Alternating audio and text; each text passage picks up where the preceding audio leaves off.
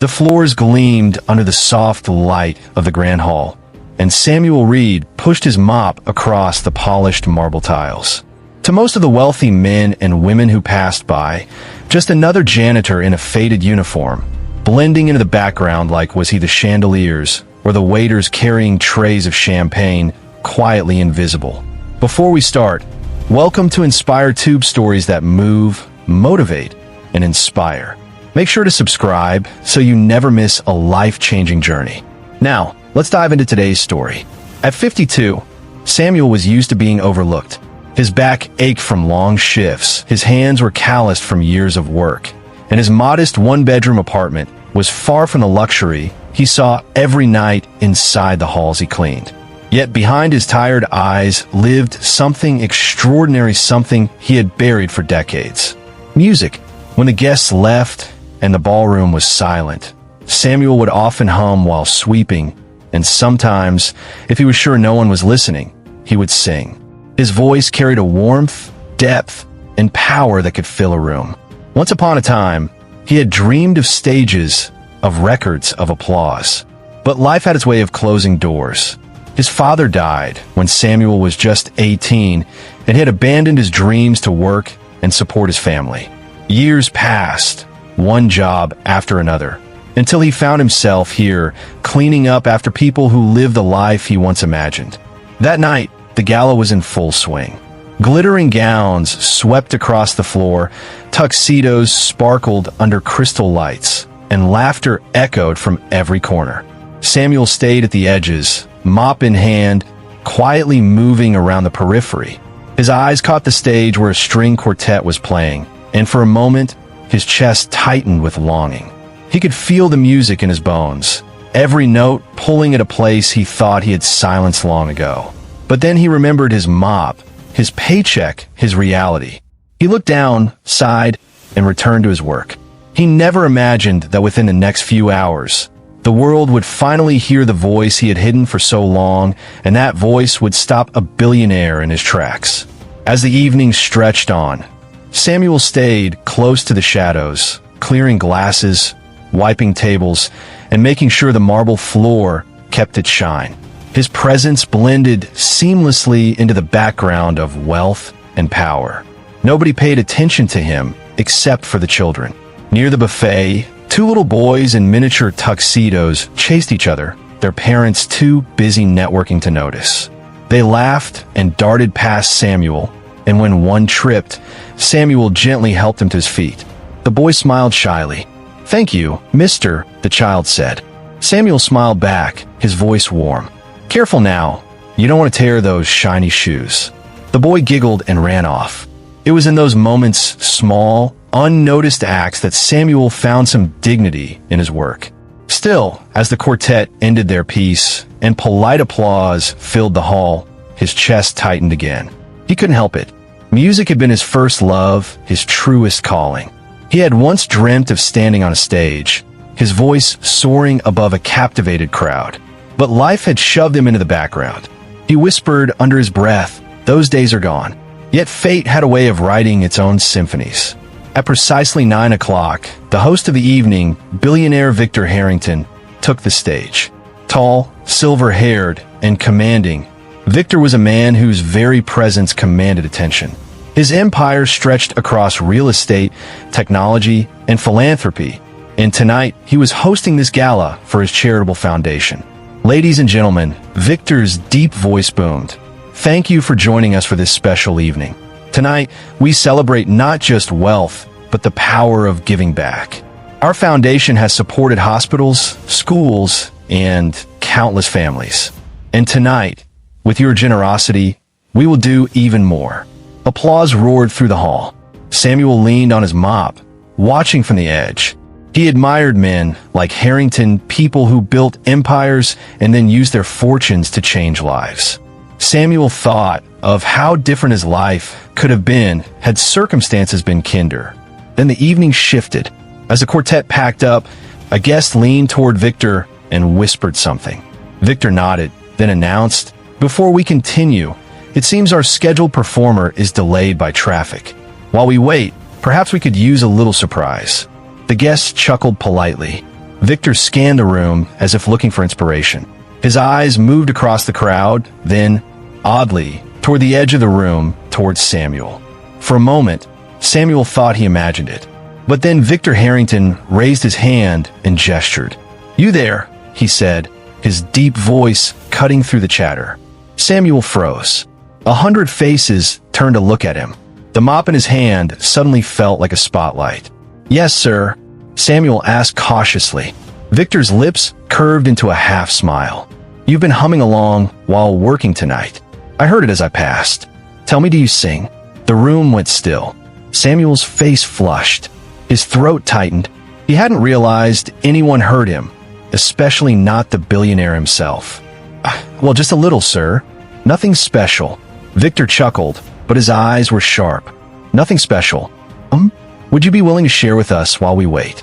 A murmur swept through the audience. Some laughed, thinking it a joke. Others looked intrigued. The janitor, singing at a billionaire's gala? Surely, this was absurd. Samuel's palms grew clammy. His mind screamed no. He was just a janitor. These were billionaires, socialites, and dignitaries.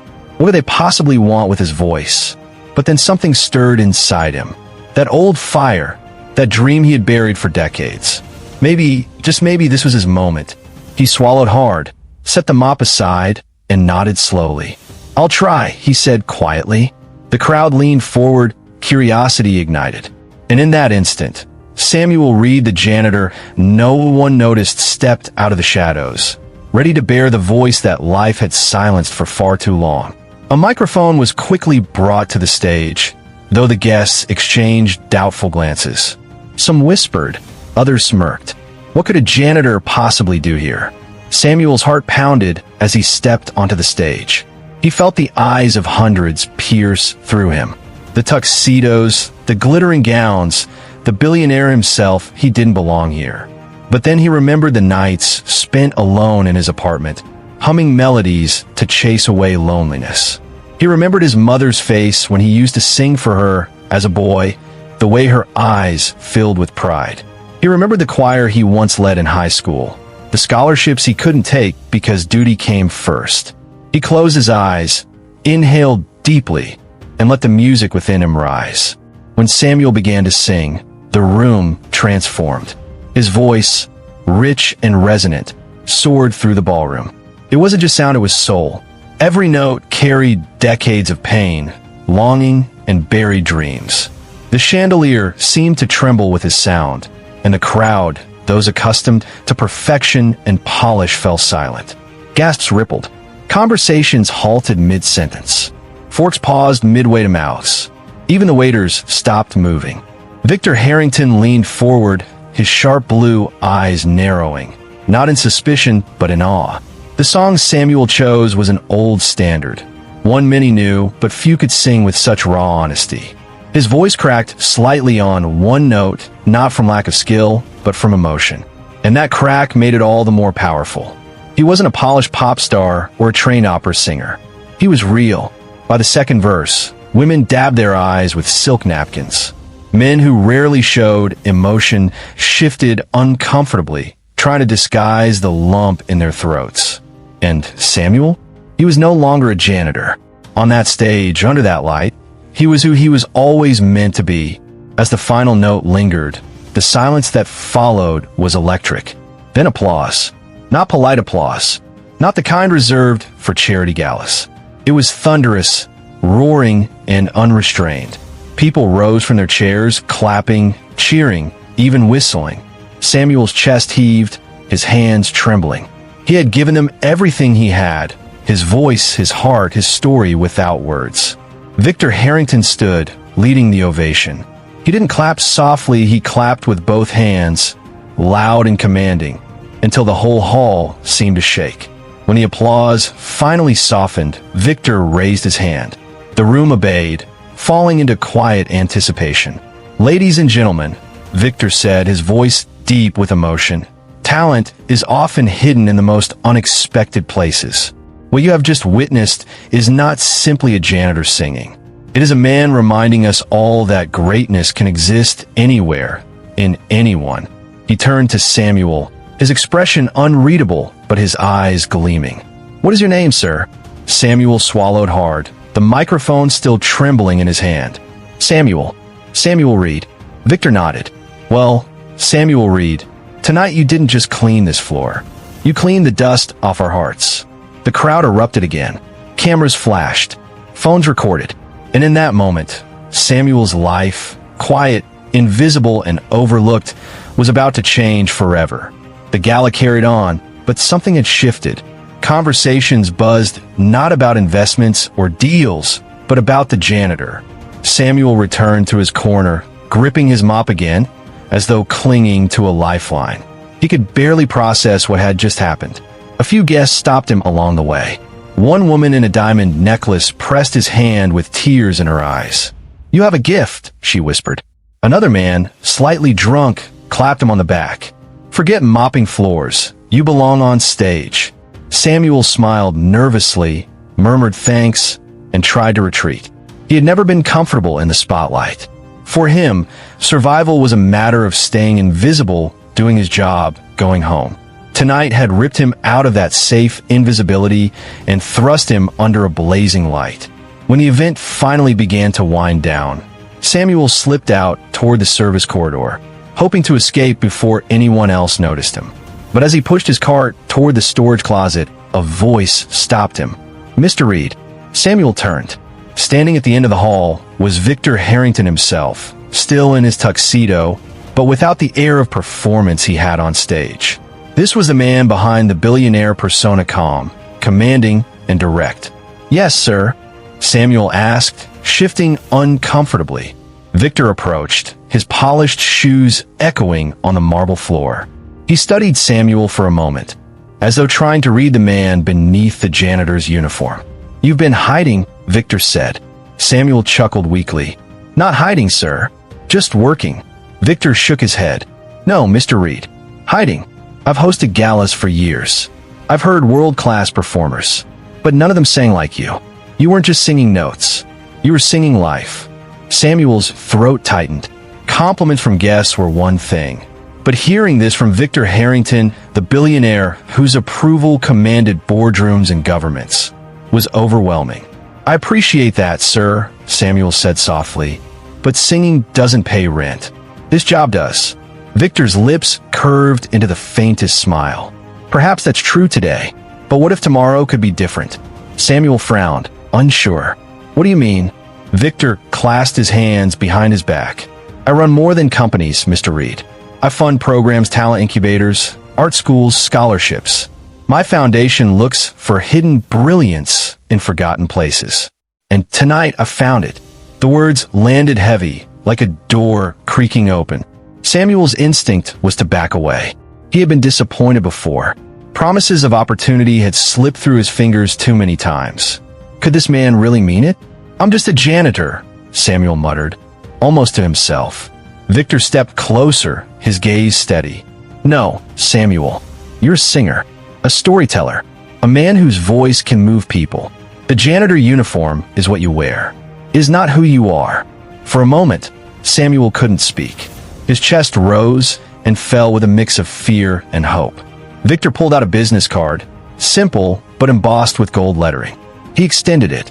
"Come to my office tomorrow at 10. I want to talk about how we can bring your voice to the world." Samuel stared at the card, hesitant to take it. The weight of his life, decades of broken dreams, of bills and responsibilities, of learning not to hope pressed down on him. And yet, he reached out and accepted it. Victor nodded. "Good. Tomorrow then." With that, the billionaire turned and walked away, leaving Samuel alone in the hallway, clutching a piece of paper that felt heavier than gold. He glanced down at it. His reflection shimmered faintly against the embossed surface. For the first time in years, Samuel Reed wondered if maybe, just maybe, life had been waiting all along for him to sing. Samuel barely slept that night. The business card lay on his nightstand, catching the dim light of his modest apartment. He stared at it as though it might vanish if he closed his eyes. At dawn, he rose, his body heavy from years of labor, but his mind restless with something he hadn't felt in decades. Hope. He dressed carefully, choosing his cleanest shirt, pressing his old trousers, polishing his worn shoes. He looked in the mirror and barely recognized himself. "You're really going?" he whispered to his reflection. The city bustled with its usual morning chaos as Samuel boarded the subway. Around him, people scrolled through phones, sipped coffee, and rushed to offices. Nobody knew that the man clutching a business card in his calloused hands was about to step into a billionaire's office. Victor Harrington's headquarters stood like a monument of glass and steel in the heart of downtown. The lobby alone was larger than Samuel's entire apartment building, with marble floors that gleamed brighter than the Gala's ballroom. He felt small walking through it, but the receptionist greeted him warmly. "Mr. Reed, Mr. Harrington is expecting you." Those words still sounded surreal. Expecting him. He was led to the top floor, where floor-to-ceiling windows opened to a panoramic view of the city. Victor Harrington stood there, hands in his pockets, gazing out as though surveying an empire. When he turned, his sharp blue eyes softened. "Samuel," he said with a smile. "You came." Samuel nodded nervously. "I almost didn't." Victor chuckled. "I wouldn't have blamed you. Hope is the heaviest thing to carry, isn't it?" Samuel blinked, caught off guard by the billionaire's insight. Victor gestured to a seat. "Sit. Let's talk." For the next hour, Samuel told his story. About the father who died young. About working 2 jobs to keep his family afloat. About singing in church choirs in empty apartments, and then finally, not at all. He spoke haltingly at first, then more freely, surprised at how much poured out. Victor listened intently, never interrupting. When Samuel finished, there was silence. The weight of his life hung between them. Then Victor leaned forward. "Samuel, what you gave at the gala was not entertainment. It was truth. And truth is what people crave in music today." "I'm too old," Samuel murmured. Victor shook his head. "Nonsense. The world doesn't care about your age. They care about the story you tell. And your story is extraordinary." Samuel's chest tightened. He had told himself for so long that his dream was dead, that hearing someone say otherwise felt almost painful. Victor slid a folder across the desk. Inside were documents, plans, contracts, resources. "I want to fund your first album. Studio time, producers, marketing, everything. No strings attached. This is an investment in you." Samuel's hands trembled as he flipped through the papers. His name, printed on professional letterhead, looked unreal. "Why me?" he whispered. Victor's expression softened. "Because I've seen what money can buy. But what you have, money can't buy that. It's rare. It's real. And the world deserves to hear it." Samuel swallowed hard, his eyes stinging. He wasn't just a janitor anymore. He was a man being handed a second chance. For the first time in decades, Samuel Reed let himself believe in a future that wasn't just about survival, but about living the dream he had buried long ago. The next weeks unfolded like something out of a dream. Samuel found himself walking into places he had only ever seen in magazines or on TV recording studios, rehearsal halls, creative spaces filled with soundproof walls and sleek microphones that looked like tools of magic. The first day in the studio, Samuel felt out of place. The producers and sound engineers moved quickly, adjusting knobs, discussing acoustics, arranging sheet music. He sat in the booth, staring at the microphone, his heart pounding. "Ready when you are," the producer said through the glass, giving him a thumbs up. Samuel's throat went dry. He remembered pushing a mop across marble floors, invisible in the eyes of men who now stood ready to record him. He closed his eyes. He thought of his late father, of his mother who always believed in his voice, of the lonely nights where music had been his only comfort. And then he began to sing. The first note rang out shaky, but then his voice settled warm, deep, and raw with emotion. The room on the other side of the glass fell quiet. The producer's playful smirk disappeared. The engineer leaned forward, his eyes widening. By the end of the first song, there was silence, followed by slow clapping from behind the glass. One of the assistants whispered, "This man isn't just good. He's unforgettable." Samuel recorded for hours that day. His voice cracked sometimes, not from lack of talent, but from carrying decades of weight. The producers didn't try to polish it away, they embraced it. "That's what makes it real," one said. People will feel this. Victor Harrington visited often, watching from behind the glass. Unlike many billionaires who micromanaged everything, he didn't interfere. He simply observed, his sharp eyes glinting with quiet satisfaction. Occasionally, he would give Samuel a nod, a gesture that said, "Keep going. You're on the right path." But success wasn't instant. Samuel battled self-doubt constantly. Some mornings he woke wondering if he was wasting everyone's time. "I'm just a janitor," he muttered more than once. One evening, after a long session, Victor pulled him aside. "Samuel, stop saying that," he said firmly. "You were a janitor. That's what you did. But who you are is something else entirely. Don't let your past title rob your future." The words stuck with Samuel. Weeks turned into months. The album slowly took shape. Songs about hardship, hope, and second chances filled the studio air. Every lyric came from Samuel's soul, and every recording session felt like he was writing his life anew. And then came the night of his first performance. The venue wasn't a grand gala or stadium. It was an intimate theater downtown, seating maybe 300 people. But for Samuel, it felt enormous. The posters outside bore his name in bold letters, Samuel Reed Live. As he stood backstage, his hands trembling, he heard the low murmur of the crowd. Some were curious onlookers who had heard the buzz about the singing janitor. Others were industry insiders invited by Victor himself. The stage manager tapped him on the shoulder. "You're up." Samuel took a deep breath, stepped into the light, and faced the crowd. For a heartbeat, the room was silent. Then the applause began, warm and welcoming. Samuel gripped the microphone, his voice trembling at first, but then steadying as he spoke. "I used to clean halls like this. Tonight, for the first time, I get to fill one with music. Thank you for listening." The crowd cheered, and Samuel sang, pouring every ounce of himself into each note. By the end of the night, the audience was on its feet. Samuel Reed wasn't just a janitor anymore. He was an artist, a storyteller, a man who had finally stepped into his own light. And unbeknownst to him, this was only the beginning. The small theater performance was supposed to be a test run, a quiet debut. But what happened that night refused to stay in the room. A young woman in the audience had recorded Samuel's final song on her phone, tears streaming down her face as his voice carried through the hall. She uploaded it to social media with the caption, "This man isn't just singing. He's telling all of our stories." By the next morning, the video had exploded. Thousands of shares turned into millions of views. Comments flooded in. "How is this man not famous already? I don't even listen to this kind of music, but I can't stop crying." This is what real talent sounds like: raw, human, and powerful. Samuel woke up in his small apartment to his phone buzzing relentlessly. He didn't even own a proper computer.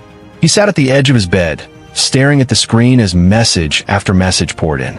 Friend from years ago, strangers from across the world, news reporters, radio stations.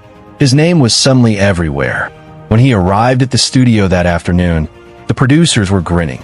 "You're trending, Samuel. People can't get enough of you." Samuel chuckled nervously, scratching the back of his neck. "I just sang. That's all I did." Victor Harrington placed a firm hand on his shoulder. "No, Samuel, you did more than sing. You reminded people of truth. And that, my friend, is something the world has been starving for." Within days, Samuel was invited to perform on a local morning show. His story, the janitor who stunned a Billionaire's Gala, captivated audiences. By the end of his performance, the anchors were wiping their eyes. Calls from national outlets followed. Soon, Samuel was booked on talk shows, his story told and retold. Everywhere he went, people wanted to know, how did a janitor end up here? Samuel always answered the same way, humility in his voice. "I'm still the same man who mopped floors. The only difference is someone finally heard me." His first album, backed by Victor's Foundation, dropped a few months later. Titled Second Chances, it featured songs about struggle, resilience, and redemption. The raw honesty of the lyrics connected deeply with listeners. Within weeks, the album soared to the top of streaming charts. One track in particular, Empty Halls, Full Heart, became an anthem for people who had ever felt unseen. Messages poured in from janitors, construction workers, nurses, single parents, people who lived in the shadows of society, often ignored, yet carrying dreams of their own. "You made me believe again," one fan wrote. "I thought my time had passed, but your music showed me it's never too late," said another. Samuel read every message, tears often welling in his eyes. But it wasn't just the fans. Industry veterans who had dismissed him at first began to take notice. Invitations arrived for music festivals, collaborations, and even international tours. Yet, through it all, Samuel refused to let success change him. He still lived simply, still visited the staff at the Gala Hall, still remembered the smell of disinfectant and the feel of a mop handle in his hands. One evening, after a sold-out show in a theater 3 times larger than his debut, Samuel sat backstage, staring at his reflection in the mirror. He wasn't in a janitor's uniform anymore. He was in a crisp shirt, his hair neatly combed, stage lights still glowing on his face. And yet, he whispered to himself, "Don't forget who you are." Victor entered the room, clapping slowly. He did it again. Another audience on their feet. Samuel smiled. "I still don't know why all this happened to me." Victor shook his head. "Because the world needed someone real. And sometimes, Samuel, the world finds its voice in the most unlikely places." The two men shared a quiet moment, neither needing to say more. But Samuel knew this was no longer about him alone. His voice now belonged to everyone who had ever felt invisible. He carried them all each time he stepped on stage. And as the applause outside continued to echo, Samuel realized something profound. He hadn't just been given a second chance. He had been given a mission. Months turned into a year, and Samuel Reed's name was no longer whispered, it was spoken with admiration across the world. He performed in grand theaters, appeared on magazine covers, and was nominated for awards he had never even dreamed of.